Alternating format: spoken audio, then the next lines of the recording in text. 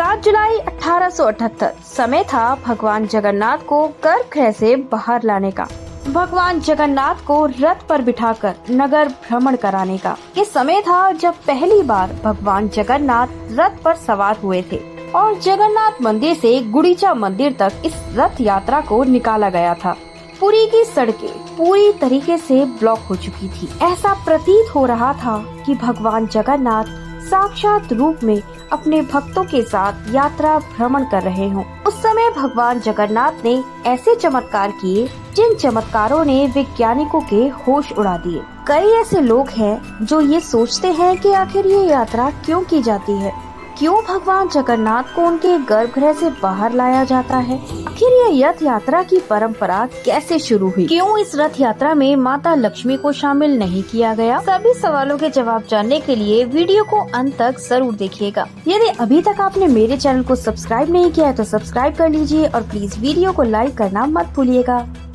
जय जगन्नाथ। इंडिया के उड़ीसा राज्य के पुरी में चमत्कार की एक ऐसी कहानी है जिसने विज्ञान पर भी सवाल खड़े कर दिए। दुनिया के सभी मंदिरों में भगवान की मूर्ति को प्राण प्रतिष्ठा कर स्थापित कर दिया जाता है और भक्त भगवान से मिलने उनके मंदिर जाते हैं। लेकिन क्या आप जानते हैं एक ऐसे मंदिर के बारे में जहां भक्त से मिलने खुद भगवान बाहर आते हैं? आज हम बात कर रहे हैं दुनिया के एक ऐसे मंदिर के बारे में जहां भगवान गर्भगृह से निकलकर रथ पर बैठकर खुद अपने भक्तों से मिलने जाते हैं और उन्हें दर्शन भी देते हैं। भगवान विष्णु के 4 धामों में से एक, भगवान विष्णु के कलयुगी धाम जगन्नाथ धाम। इस मंदिर के अपने कुछ ऐसे रहस्य हैं जिसके बारे में सुनकर किसी के भी होश उड़ जाएं। आज हम जानेंगे उन्हीं रहस्यों में से एक जगन्नाथ रथ यात्रा का रहस्य। पहली रथ यात्रा के लिए 7 जुलाई 1878 में यात्रा संचालन के लिए लाइसेंस मिला था। खास बात यह है कि इस बार भी जगन्नाथ रथ यात्रा 7 जुलाई को ही है। ये प्रथा आज तक चली आ रही है। इस वार्षिक जगन्नाथ रथ यात्रा में भगवान जगन्नाथ और उनके भाई बहन जगन्नाथ मंदिर से गुड़ीचा मंदिर की यात्रा पर निकलते हैं। कहते हैं ये यात्रा वृंदावन यात्रा के प्रतीक है। इसके पीछे एक पौराणिक कथा है। कहते हैं जब भगवान जगन्नाथ प्रकट हुए तब राजा इंद्रद्युम्न के सामने एक आकाशवाणी हुई। इसमें ये कहा गया कि भगवान जगन्नाथ वर्ष में एक बार अपने घर मथुरा जाएंगे। अभी से भगवान जगन्नाथ को रथ पे बिठाने की परंपरा है। सवाल ये उठता है कि भगवान जगन्नाथ रथ पे सवार होके सिर्फ गुड़ीचा मंदिर तक ही क्यों जाते हैं? गुड़ीचा रानी राजा इंद्रद्युम्न की पत्नी थी। वे भगवान जगन्नाथ की बहुत बड़ी भक्त थी। वह भगवान जगन्नाथ को अपने महल में ही स्थापित करना चाहती थी, लेकिन भगवान जगन्नाथ ने जगन्नाथ मंदिर में स्थापित होने का फैसला लिया। ये देखकर रानी गुड़ीचा दुखी हो गयी। अपने भक्त को दुखी देखकर भगवान जगन्नाथ ने रानी गुड़ीचा से कहा, आप तो मुझसे ऐसा प्रेम करती हैं जैसे एक माँ अपने बच्चे से करती है, इसीलिए आज से आप मेरी मौसी हैं। इससे मैं आपसे वादा करता हूँ कि मैं आपसे मिलने गुड़ीचा मंदिर हर वर्ष आऊँगा। आपके इस गुड़ीचा मंदिर को मेरे वृंदावन के नाम से जाना जाएगा। अभी से भगवान जगन्नाथ रथ पे सवार होके गुड़ीचा मंदिर यानी अपने वृंदावन जाते हैं। ये भी कहा जाता है जगन्नाथ मंदिर में भगवान जगन्नाथ के दर्शन करने से जो पुण्य प्राप्त होता है उससे भी 1000 गुना पुण्य भगवान जगन्नाथ का गुड़ीचा मंदिर में दर्शन करने से मिलता है। गुड़ीचा मंदिर में भगवान जगन्नाथ 7 दिन के लिए विराजमान होते हैं। यहाँ भगवान की बहुत खातिरदारी की जाती है। इसके पीछे एक कथा ये भी है कि एक बार भगवान जगन्नाथ की बहन सुभद्रा ने भगवान जगन्नाथ से नगर भ्रमण करने का आग्रह किया था। इसे भगवान जगन्नाथ की रथ यात्रा की परंपरा ऐसे ही चली आ रही है। जगन्नाथ की इस रथ यात्रा में लाखों लोग शामिल होते हैं। कहते हैं जगन्नाथ रथ यात्रा में शामिल होने का और जगन्नाथ भगवान के रथ को खींचने पर और अश्वमेध यज्ञों के बराबर फल मिलता है। यह उत्सव बड़ी ही आस्था के साथ मनाया जाता है।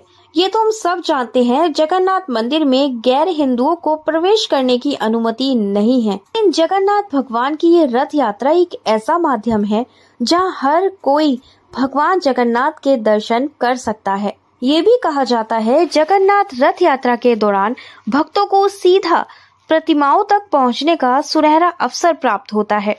ये भगवान जगन्नाथ रथ यात्रा का महोत्सव 10 दिन तक चलता है। भारत के 4 धामों में से एक पुरी के 800 वर्ष पुराने मुख्य मंदिर में योगेश्वर श्री कृष्ण भगवान जगन्नाथ स्वरूप में साक्षात विराजमान हैं। कहते हैं इस जगन्नाथ रथ यात्रा में भूत, पिशाच, गंधर्व आदि शामिल होते हैं ताकि भगवान जगन्नाथ के दर्शन करने से उन्हें भी मोक्ष की प्राप्ति हो सके। ये भी कहा जाता है जगन्नाथ रथ यात्रा के दौरान बारिश जरूर होती है। रथ पे सवार होके भगवान जगन्नाथ अपने एक मुस्लिम भक्त से भी मिलने जाते हैं।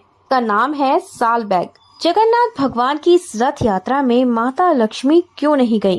क्या भगवान जगन्नाथ और उनके मुस्लिम भक्त सालबैग की स्टोरी सुनना चाहते हैं तो डिस्क्रिप्शन में दिए गए लिंक से सुन सकते हैं। बात करते हैं पुरी के इतने बड़े उत्सव में क्यों भगवान जगन्नाथ माता लक्ष्मी को लेकर नहीं जाते। भगवान जगन्नाथ माता लक्ष्मी के बिना ही अपने भाई बहन के साथ यात्रा पर निकल जाते हैं। भगवान जगन्नाथ को ऐसा करता देख माता लक्ष्मी क्रोधित हो जाती हैं। उनका गुस्सा शांत होता है। वे देखती हैं भगवान जगन्नाथ तो अभी तक अपने धाम नहीं लौटे। फिर वे उनसे मिलने उनकी मौसी के घर गुडीचा मंदिर जाती हैं, लेकिन वहाँ माता लक्ष्मी को भगवान जगन्नाथ से मिलने नहीं दिया जाता। ये देखकर माता लक्ष्मी और क्रोधित हो जाती हैं और गुस्से में भगवान जगन्नाथ के रथ का एक पहिया तोड़ देती हैं। इस प्रथा को हेरा पंचमी कहा जाता है। यह रथ यात्रा के तीसरे दिन आज भी मनाई जाती है। भगवान जगन्नाथ के रथों को नीम की लकड़ी से बनाया जाता है। तीनों रथों के अलग अलग नाम होते हैं। भगवान जगन्नाथ का रथ गरुड़ ध्वज कहलाता है। 16 पहियों वाला यह रथ 13.5 मीटर ऊंचा होता है। विष्णु भगवान का वाहक गरुड़ इसकी रक्षा करता है। रथ का जो ध्वज है उसे नंदी घोष कहते हैं। वहीं बहन सुभद्रा का रथ पद्म ध्वज कहलाता है। रथ में 12 पहिए होते हैं। इस रथ की रक्षा जय दुर्गा व सारथी अर्जुन करते हैं। खास बात यह है कि इन रथ को बनाने के लिए किसी भी प्रकार के औजारों का इस्तेमाल नहीं किया जाता। जगन्नाथ रथ यात्रा का प्रतिनिधित्व स्वयं हनुमान जी करते हैं। कहते हैं इस रथ यात्रा में इंसान ही नहीं बल्कि देवता भी शामिल होते हैं। भगवान जगन्नाथ को मंदिर से रथ पे बिठाने के लिए लाया जाता है। तब भगवान जगन्नाथ अनेक तरीके की लीलाएं रचते हैं। उन लीलाओं का अनुभव वहां उपस्थित लोगों को भी होता है। भाई बलराम के रथ को ताल ध्वज कहते हैं।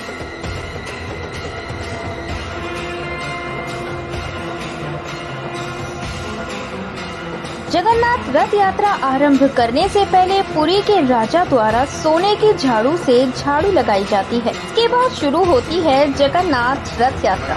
वीडियो अच्छी लगी हो तो वीडियो को लाइक शेयर करना मत भूलिएगा। जय जगन्नाथ, जय श्री कृष्णा, राधे राधे।